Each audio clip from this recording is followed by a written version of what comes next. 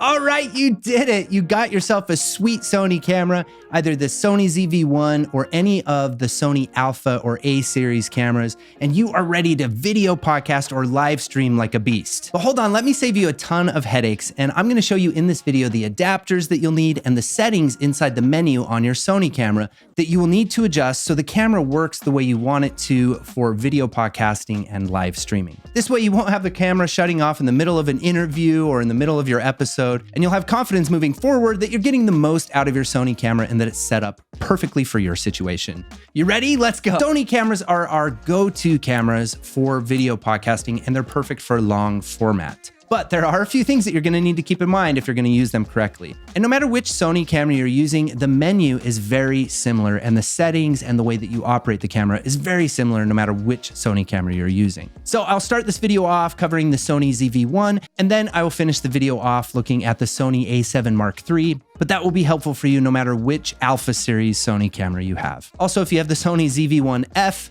these settings will be the same on that camera as well. You can also see a timestamp if you want to hop ahead to the Alpha series cameras below. So first off, and very importantly, we're recording long form format, we're streaming and podcasting. We can't rely on battery power. So we're gonna need to get what's called dummy batteries. Yeah, that's what it's actually called, dummy battery. I will leave a link for everything that we're covering in this video in the description below. So find a link for the dummy battery for your specific camera there. So a dummy battery is shaped like a battery, but it has a cable that comes out of the back of it so that you can plug it in. Now with the Sony ZV1, you're gonna have to get creative with the dummy battery, and you may have to operate and make actual modifications to your camera like I did with mine. I had to notch out a little notch or carve out some of the plastic of the camera so that I could actually get the battery compartment to close properly. Now, modify any of your own equipment at your own risk, but you may find that you need to do this in order for the compartment to close. And when you do, you can simply insert the dummy battery, close the lid, and it will lock into place, and you're good to go. Okay, so now that you got a dummy battery, let's take a look at these Sony ZV1 settings. But before we do, if you are in the midst of starting a podcast and you could use some help and some clarification with workflow and simplify everything that goes into it, we have a really cool mini course called Idea to Podcast Simplified for business owners. And you can enroll for that mini course for free by going to podcastingsmart.com. Okay, so let's get into the settings of the Sony ZV1 camera. Okay, so the first thing to familiarize yourself with are all of these little buttons over in this bottom right corner here. The button in the very middle of this wheel is your main selection button. This button, of course, is where we are concerned for this video menu. So let's go in and get familiar with the menu. The wheel here actually has two different ways of working. One, you can actually scroll it and turn it like you would a wheel. And then you can also press on the top, the bottom, the left, or the right, and actually use it like a button. There's buttons underneath the wheel there. This is really handy for navigating through these pages. Take a look along the top and you will see tabs. These tabs are what I like to think of as groups, and then under each group are pages. When I click through the wheel on this right side, I will scroll through these categories or these tabs. Inside of each one of these categories, there are pages. If I click into the down part of the wheel, for this down button, I will actually go down into the pages of this first category. Then when I press the right button, I'll start scrolling through the pages within this category. Notice on the top right corner, it tells me which page I'm on and out of how many. So right now I'm in the first category and I'm on page 8 of 12. So one of the categories or tabs you will find yourself in a lot is number 2. This is for movies or when we are recording video. If I press the down button and go into these pages, there's 9 pages of this category. Let's click down until we get to file format and then select it by pressing this button right in the middle of the wheel. Here you could choose between shooting in 4K, HD, or even AVC HD. For video podcasting and streaming, I recommend staying in HD. On the Sony ZV1, this will allow you to record for longer periods of time. When you are selected into the 4K option, you will only be able to record for 5-minute chunks, which can be really annoying. So let's click back into file format again and select HD. Now the other place you'll want to be familiar with inside of this page is record setting. So let's click into that. Here you can choose different record settings, and this will also display the frame rates or how many pictures per second the camera is taking. Right now I have it set to 30p or 30 frames per second. And then I see 50M, which stands for megabits per second. So the higher the number here will mean the higher quality of the recording. But it also means a higher file size. So if you're worried about keeping your file sizes low, then you may want to choose 30 frames per second with 16 megabits per second. Also, if you want to capture slow motion, you can go to 120 frames per second and get all the way up to 100 megapixels per second. This will allow you to get some really cool effects, but really not useful for video podcasting. We're usually just gonna stay in either 30 frames per second or 24, and I choose 50M or megabits per second. Okay, are you still with me? There's only a few more settings we need to adjust. So let's go back up into our categories by pressing the up button a few times until I can now scroll through my categories or tabs again. And let's go all the way over to the toolbox. This is one you're coming to all the time in the settings. The main reason you come here is to format your SD card, which you'll want to do every time before shooting. Of course, you'll make sure that you have the files on that SD card already transferred to your computer, right? So let's drop down into this category by pressing the down button so that we can scroll through its pages. And as we get to page 4, you will scroll down to see format. I don't have an SD card in this camera right now, so I won't be formatting it, but just so you know where that's at. Now, let's scroll back to page 3 within this setup tab or category and go down to where we see HDMI settings. When we click into that, this is where we can select our HDMI resolution. Here you can go all the way up to 2160 1080p. This is great if you want to take advantage of Riverside FM's 4K shooting capabilities, which means you can send an HDMI output out of this camera into your computer and potentially record 4K video remotely into Riverside FM, which is pretty amazing. But typically I like to keep this at 1080p to ensure proper performance. Here is where you could also decide if you want to have information come out on your display, which you usually will not because you will be using your camera plugged into your computer. Kind of like how you use a web camera, right? So we don't want the info to be displayed. So we'll want to keep this at off. Once I'm happy here, I can now press the menu button, as you can see indicated here in the bottom right corner.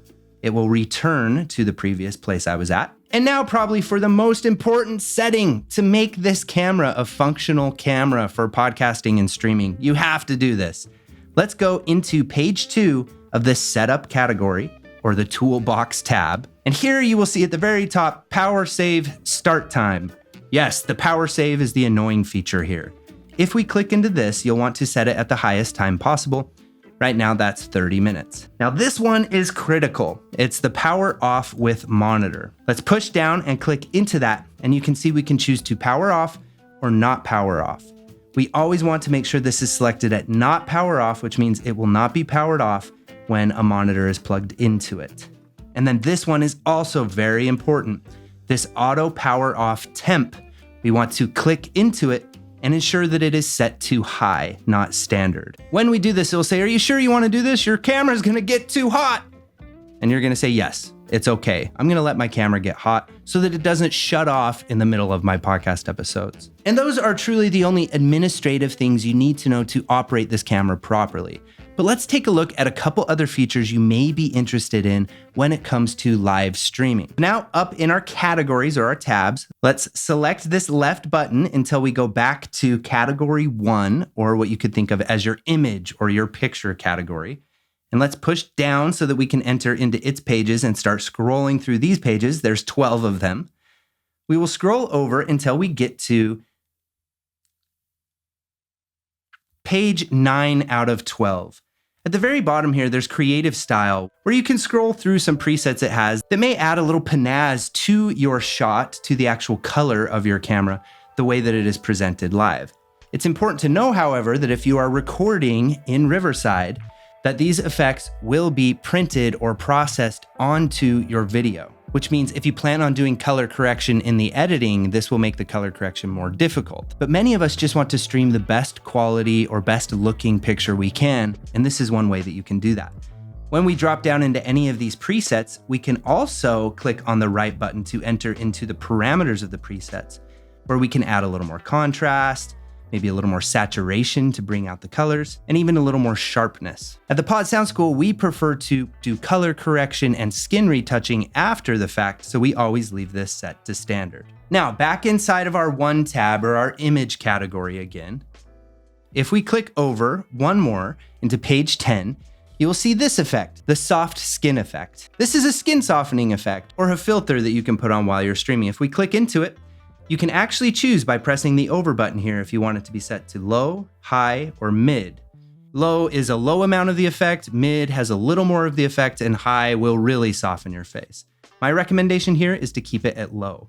Otherwise, it starts looking a little weird. And that's it. Those are all of the settings that you will need to know to really get the most out of using the Sony ZV1 for podcasting and streaming. All right, now let's take a look at the Alpha series cameras. For this, I'll be using the Sony Alpha 7 Mark III or the A7 III. And again, you will need to get a dummy battery. Luckily with the DSLR model cameras, there is a little notched out piece of plastic that allows for the cable of the dummy battery to stick out of the compartment so the door will actually close. So you'll just need to purchase the dummy battery and put it in place of the regular battery, and you'll be cooking with gas. Now that you're feeling confident that you'll never have to worry about charging a battery again, let's take a look at the Alpha series menu. Okay, now this is the Sony A7 Mark III, but any of the Alpha series or A series have a pretty much identical menu.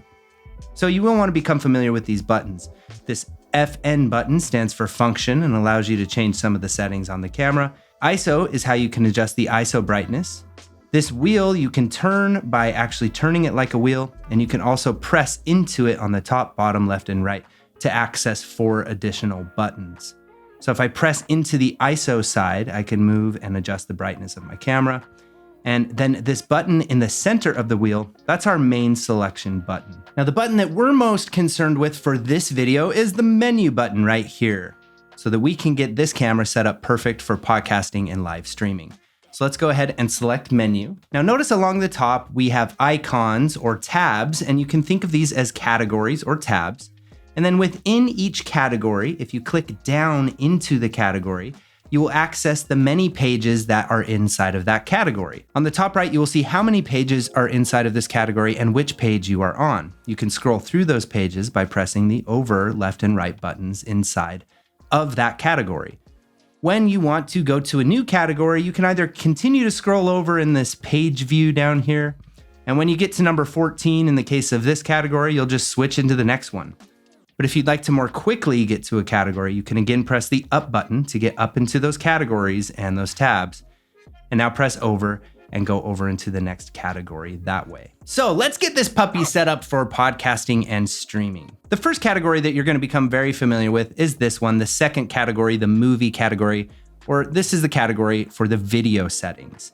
If we press down to enter into the pages of this category, the first thing that you'll want to pay attention to is this one, file format. This chooses the quality that the camera will record in. We click into there, you can record at 4K, HD, and even AVC HD. That's 4K, 1080p, or 720p. I recommend staying in HD or the 1080p setting for video podcasting since we are doing long form content typically, and same with streaming, and you'll usually get a little better performance out of the camera with streaming software this way. The file sizes will be smaller on your camera this way. Let's press the menu button again to go back to where we were into the movie or video category. And if we go down one more to recording setting or record setting, you'll see here that we can choose the frames per second and also the megabits per second. The frames per second is the number 60p, 30p, or 120p.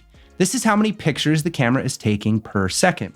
So if you want to experiment with slow motion, the 120p would be a good option for that. But for video podcasting and live streaming, 30p is typically where we will stay. The number on the right next to the M, that again stands for megabits per second, will determine the quality as well and will affect the file size. So 50M or 50 megabits per second will be much higher quality than the 16 below it, but the file size will also be bigger. So you may want to click this into 16 megabits per second. You'll still get a very good image, but you'll have smaller file sizes that you can manage if you are shooting really long episodes and you want to record really long live streams. I will leave mine at 30p 50M. Okay, now you can't really use this camera unless you get familiar with the next category, and that is the settings or the setup category. The icon looks like a toolbox. Again, to get to that, press the up button so that you can scroll through the categories. And then once you're at the category you'd like, press the down button again to enter into the pages where you can then scroll through the pages. So in this setup category, we have 7 pages. Let's scroll over by pressing the right button until we get to page 2. Very important page here. What we're looking for here is this power save start time. Let's press down and click into that. Here we want to make sure that this is set to the highest possible, 30 minutes. This will help the camera to not shut off so much. And then the other one, and this is very important if you really want this to function properly as a live streaming or a video podcasting camera, is this one, auto power off temp. This is typically set as standard. You want to come in here and make sure that it's set to high. It'll say, hey, are you sure you want to do this? And you'll say, yes, let my camera get hot, press OK and leave this to high. This will make sure that your camera will just stay on.